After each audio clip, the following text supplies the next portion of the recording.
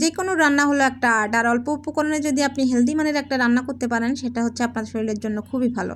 এভাবে একবার ট্রাই করে দেখবেন, নুডলস ম্যাকারনি খাইতে কিন্তু খুবই টেস্ট। আপনার পাকঘরে যা কিছু আছে সেটা দিয়ে আপনি ট্রাই করবেন।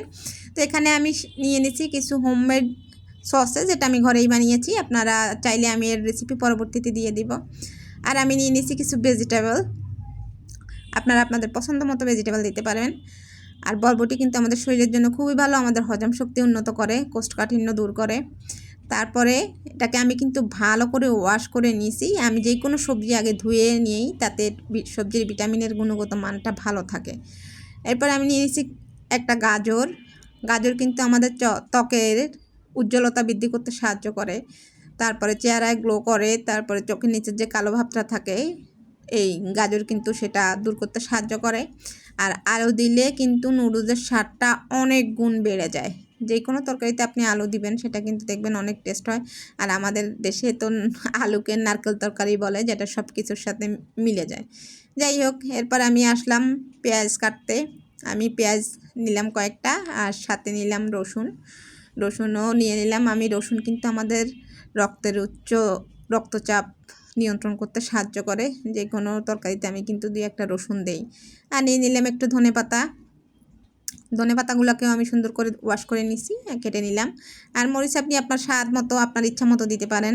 আপনি যেরকম ঝাল পছন্দ করেন সেরকম ঝাল দিবেন। আমার পরিবারে একটু ঝাল বেশি পছন্দ করে, সেজন্য আমি একটু বেশি মরিচ নিছি। চলেন এবার যাই রান্না করতে।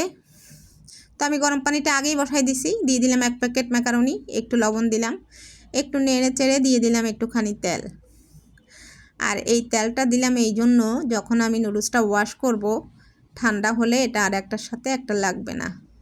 নুডলসটা যখন 80% সিদ্ধ হয়েছে, আমি দিয়ে দিলাম 2টা ম্যাগি নুডলস। যেহেতু আমাদের মেহমান বেশি, সেজন্য আমি একটু বেশি হওয়ার জন্য আরও 2 প্যাকেট নুডলস দিয়ে দিলাম। নুডলসটা এবার আমি ঠান্ডা পানি দিয়ে ভালো করে ধুয়ে ওয়াশ করে নিলাম, একদম যেন আর আঠালো ভাব না থাকে। এরপর আমি পানি ঝরার জন্য রেখে দিলাম, আর চলে আসলাম কড়াইতে রান্না করার জন্য। দিয়ে দিলাম আলু, পেঁয়াজ, রসুন আর আলু। এটাকে আমি ভালো করে আগে 5 মিনিট ভেজে নিব। 5 মিনিট যখন একটু হলদে হলদে ভাব চলে আসবে, এরপর আমি বাকি উপকরণগুলো মিক্স করব এটার সাথে। 5 মিনিট পরে আমি এটার সাথে গাজর আর বরবটিটা মিক্স দিয়ে দিলাম, একটু লবণ, একটু কাঁচামরিচও দিয়ে দিলাম। এটাকে আমি ভালো করে নেড়ে চেড়ে দিব 5 মিনিট কুক করার জন্য, যেন 80% কুক হয়ে যায় এর মধ্যে। আপনারা চাইলে বয়েল করে দিতে পারেন, কিন্তু বয়েল করে যদি পানিটা ফেলে দিই ভিটামিনটা বেশিই চলে যাবে, সেজন্য আমি ওরকম দেই না, আমি এভাবে ইউজ করি। আপনারাও এরকম চাইলে দিতে পারেন। এরপর আমি দিয়ে দিলাম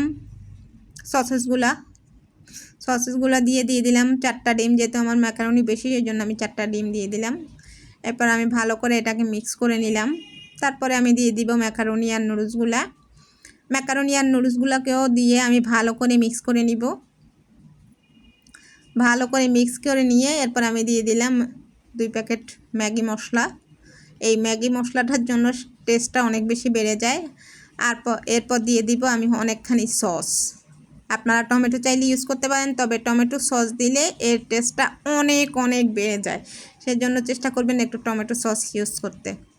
তারপর এটাকে আমি ভালো করে নেড়ে চেড়ে মিক্স করে নিয়ে এরপর দিয়ে দিলাম একটু ধনেপাতা দেওয়ার পরে দিয়ে দিব একটুখানি